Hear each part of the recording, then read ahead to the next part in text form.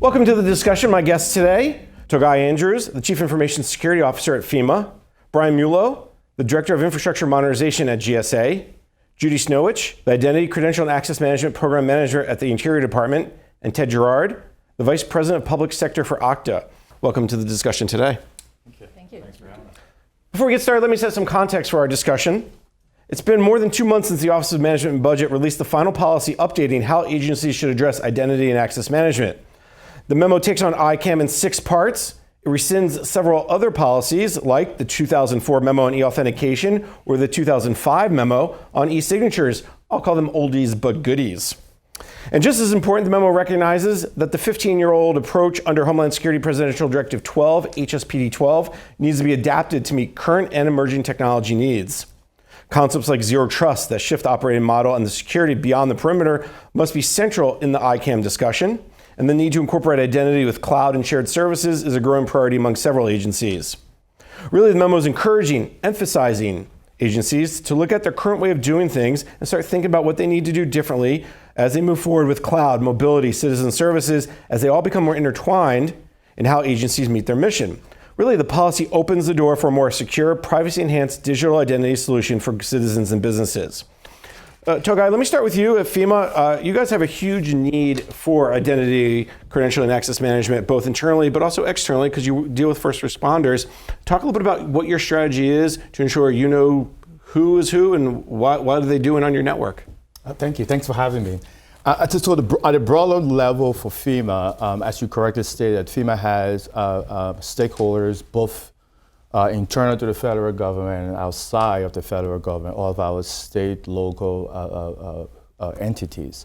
So we definitely believe in a zero trust environment, and to do that, we took steps previously to enable our systems. Currently, our current strategy is really focused on PKI enabling our suite of applications to enable us to do single sign-on. That's our broad objective for this time around. And I think what really this does for us is it helps us when we need to grow our user base to include our non-federal entities, like our state and local government, especially during an emergency or disaster season. Now, as a Chief Information Security Officer, you're worried about both that internal customer, if you will, and the external customer. The single sign-on, though, is that currently just in the internal customer world and you're moving it, or do you have it extended to partners outside of FEMA? So currently, internal to FEMA, we are focusing on single sign-on. External to FEMA, we are focusing on PKI and smart card enablement and ensuring that folks that have access to our network are truly identified and validated. I remember years ago they talked about the first responder card. They had a name for it. It escapes me right now, but it was kind of, they had the TWIC, the Transportation Worker Identity Card. They had something for first responders.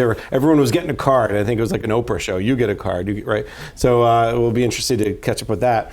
Brian, GSA in many ways has been out in front when it comes to ICAM over the years, both from a policy perspective where they're helping leading implementation, but also from internal perspective. Talk a little bit about the GSA's ICAM strategy right now. Sure, and thanks for having me. GSA has really been on the forefront of mobility and telework. So our ICAM policies and office have been key to that and have been so for quite some time, right? So as we continue working on ICAM and as it matures, we look to focus on a couple things. Obviously, want to continue pushing towards mobility, right? Mobility solutions. We're looking to push outbound towards the cloud, of course. And then we want to ensure that policies and procedures and some of the authorizations that we provide limit lateral movement within the network. And I think that last piece is key, because what you hear so many times is someone gets on in one area, then they just hop. Yep. And then they find the weakest point and then they get through. So maybe can you talk a little bit about the strategy around kind of, as you say, push the mobility, enable the cloud, limit hopping. What's the strategy look like? What are some of the things, the steps you're taking today and maybe in the future? Sure. Yeah, as it relates to the cloud especially, we've taken a couple different strategies towards that. So we're looking to extend what we have provided on-prem in the cloud, and I think we were talking about this a little bit earlier and alluded to that. Several of us have done that. So we provide the similar tool set, similar policies, procedures, et cetera, that we provide on-prem. We're looking to better standardize our levels of authorization as it relates to cloud, and that's to better protect not only systems, but really drill down into data protection and understanding that. Okay, so obviously two big things, taking the current approach and saying, okay, how can we apply that into the cloud? And I think a lot of agencies, that's where they're starting, and that's where we'll bring in Ted from Okta a little bit. Ted's probably like, why are they doing that? That's a totally different. So Ted, we've been talking about ICAM probably for a solid 15 years now, and what are you seeing from agencies? Where's their interest when it comes to ICAM and their strategies? Great question. Usually our conversations start off just like this. We're going to take our 15-year legacy system that's been serving us so well for years, and we're going to refactor it and get it to do something it wasn't intentionally built to do. And they'll go through the first exercise and do that, and they realize, well, that was pretty hard, and here comes another cloud app, and now I got to do it all over again. I'm going to do it again, and then by the time the third one comes, they realize there's probably got to be a better way to do that. And so we've been doing federal government work for 3.5 years now, and that is the common conversation we have. Like, I already got one, vested a ton of money, it's been around forever, it has served us well, and then they do Office 365 and they find out that took 2 years, and then all of a sudden ServiceNow comes on and that's gonna take me another couple of years, and then they find out about new modern cloud-based identity management systems that were purpose-built to do exactly that. So it typically takes a couple of efforts, and then they get introduced to modern systems that show that you can be done in weeks and maybe months as opposed to months and years. So help me understand what's the difference between a modern system and someone who's taken something, the existing one, and kind of putting it to the cloud. Yeah. Well, define that for me. What's the difference? Perfect. First off, it's cloud-based. So it's already in the cloud. Already in the cloud. Already in the cloud. So it's a holistic platform. We think identity needs to be a neutral and unbiased platform and of its own, especially in the new modern compute era. So it can't be really tied to any kind of application stack. Typically it's like I'm an Oracle shop, or I'm an IBM shop, or I'm a CA shop. Those days are gone, because now you're an Amazon shop. You're going to pick Box, ServiceNow, and all these other things. So by default, the new world looks like a best-of-breed world. And in that fact, you need an unbiased and neutral platform to allow organizations to pick whatever is best for them. Sometimes it's Amazon, sometimes it's Azure, sometimes it's ServiceNow, sometimes it's something else. So having that's important. The second thing is it has to be already integrated. Part of the really difficult things with identity is it connects people to technology, and therefore there are thousands and thousands of integrations that you need to worry about, and typically you have to build them yourselves on your legacy applications. With modern cloud ones, those integrations are done. So that's what really drives the speed. So it's really speed. Identity management systems are hard. They're really complex. You need really smart people to build them and manage them. You have to, in the modern cloud-based identity management systems, they have to come easy. Right? So it's got to be easy to use. It's got to be quick to deploy. It's got to be pre-integrated. In order to drive the value, and that's what we hope to deliver. All right, Judy, let's bring you into the conversation. I remember covering HSPD 12, 2006, 2007 timeframe, and Interior was always out there as the agency that people want to model themselves after. So give me. I'm interested to catch up. We don't hear a lot about Interior these days, which is maybe good. Maybe that means no news is good news in some worlds. I don't agree with that, but give me a sense of where you guys are at with your ICAM strategy. Sure, Jason, and thank you for having me on the panel today.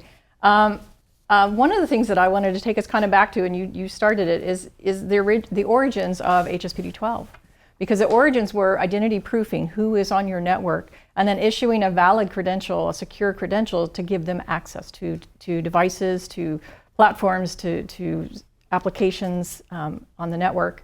And that's something that we really focused on in Interior. So one of the challenges that we had right off the bat was everyone identity proofed? Everyone that worked for us, do we know who they were?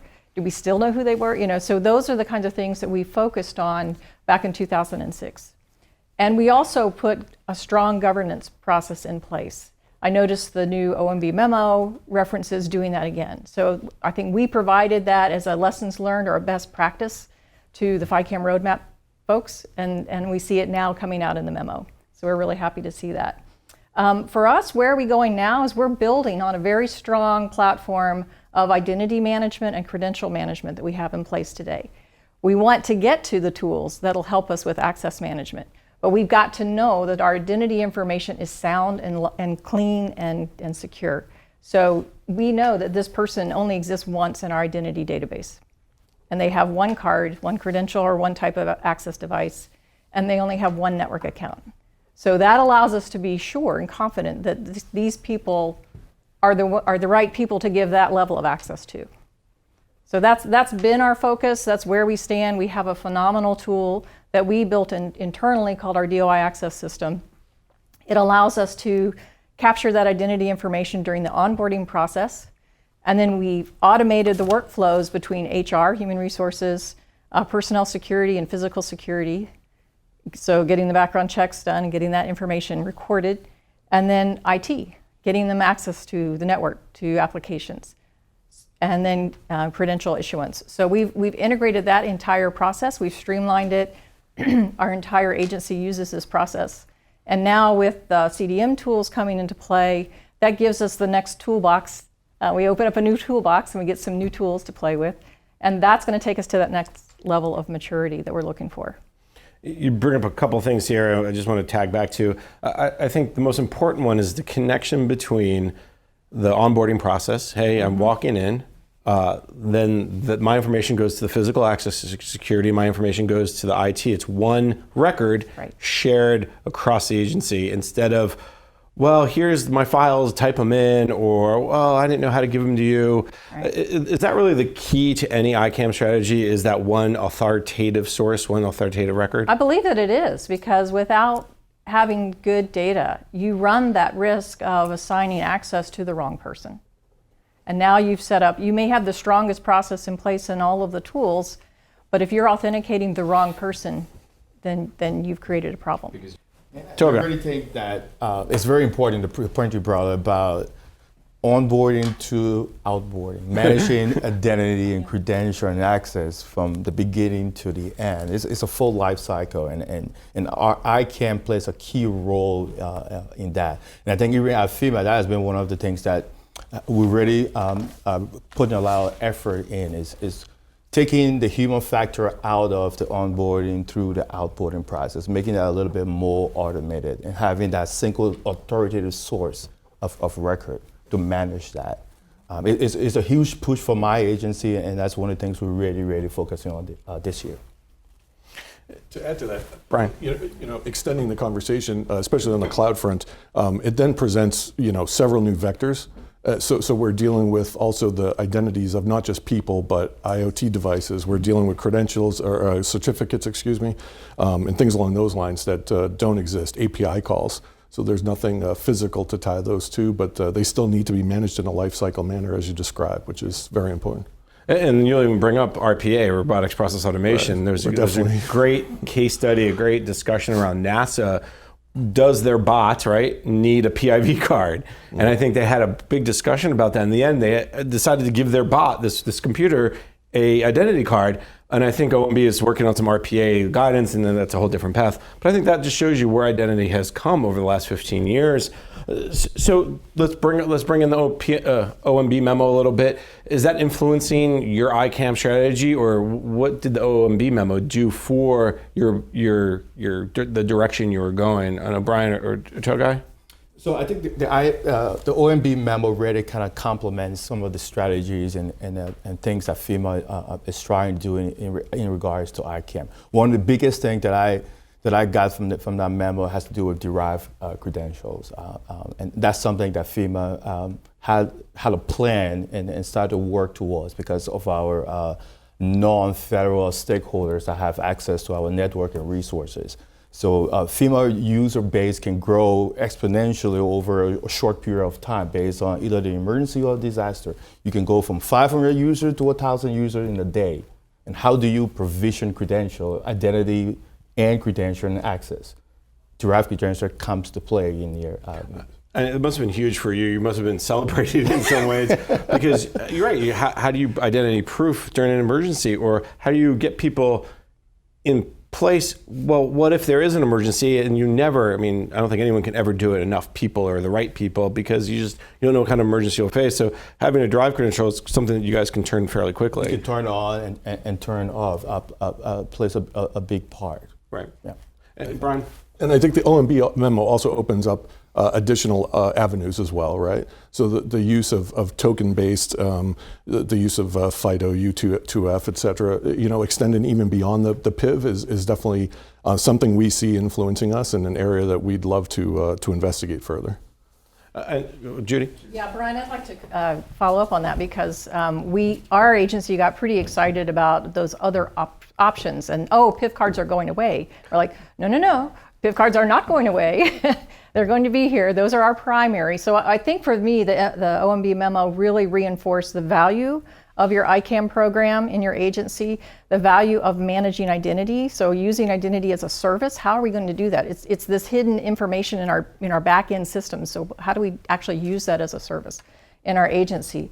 And the ability to use something other than a PIV card when the PIV card is not the right tool for the job. So looking at the risk level of an application, looking at, do I need PIV to access this? I mean, we started with issuing PIV to everyone, and we're still doing that today. We are looking at other options for PIV-I. We've got a transient workforce when it's fire season, and we're bringing on many firefighters. They only need access to one local application, but we're right now issuing them a PIV credential. We know that's not the right solution. So we're very excited what this memo brings us to the table. I think we're going to take a quick break, but your point is really great, is that sometimes it doesn't have to be so complicated and the cost is incredible to give everyone a card. Let's take a quick break. You're listening to The Discussion, a primer on identity and access management in government, sponsored by Okta on Federal News Radio, part of the Federal News Network.